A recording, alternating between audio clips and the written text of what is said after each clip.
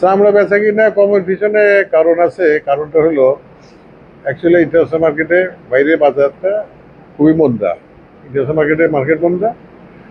আর বাজার মধ্যে থাকলেও ট্যানারি মালিকেরা চামড়া কিনে এই সময়, কিন্তু চামড়া কেনার জন্য তাদের কাছে পর্যাপ্ত টাকা পয়সা নাই, কারণ ব্যাংক থেকেও এমন কোনো ফাইন্যান্স পায় নাই।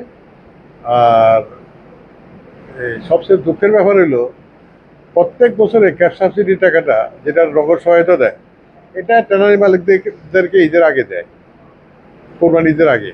কিন্তু এই বছর এই কোনো ট্যানারি মালিক ক্যাশ সাবসিডি টাকাটাও পায় নাই। তো এতে করে টাকা শর্ট আছে মার্কেটে। এক, 2 নম্বরে হলো বাইরে ইন্টারন্যাশনাল মার্কেটে বাজার খোলা, যার কারণে প্রাইসটা কম এবং বেচা কিনাটা কম হইতেছে। কারণ হলো টাকার ব্যাপারটা আছে, টাকার কারণে।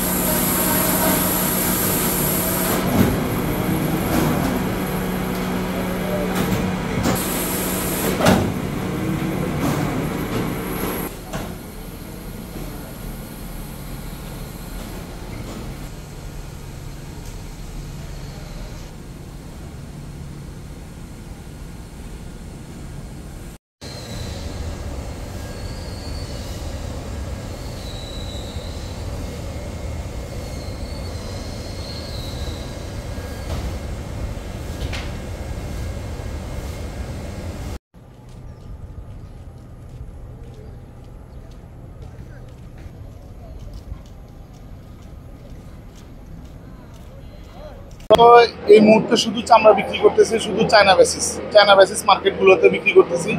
আমরা ধরেন অন্যান্য মার্কেট তৈরি করার চেষ্টা করতেছি, কিন্তু এই মুহূর্তে আমরা চায়না ছাড়া অন্য কোনো মার্কেট দেখতেছি না।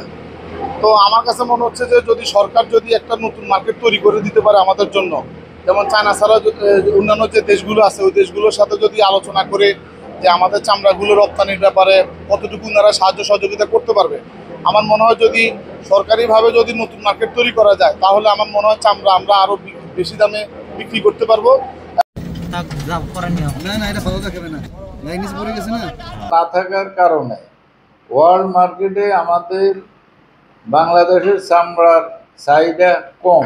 বাংলাদেশ না, সারা ওয়ার্ল্ড ব্যাপী আপনার যেমন ইউক্রেন যুদ্ধ স্টার্ট হইল, তারপরে আবার এই যে ইসরায়েল বিভিন্ন দেশের সাথে আক্রমণ শুরু করলো, এবার কোরবান থেকে আবার যেমন ইরান নেয়া সারা দেশে একটা যে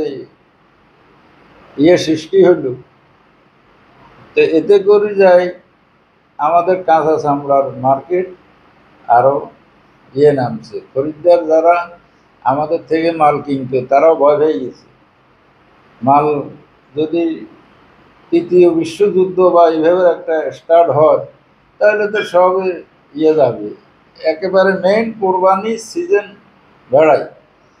আর এই কটা বছর শুধু আমরা লোকসানে দেখলাম, লাভ তো দেখলাম।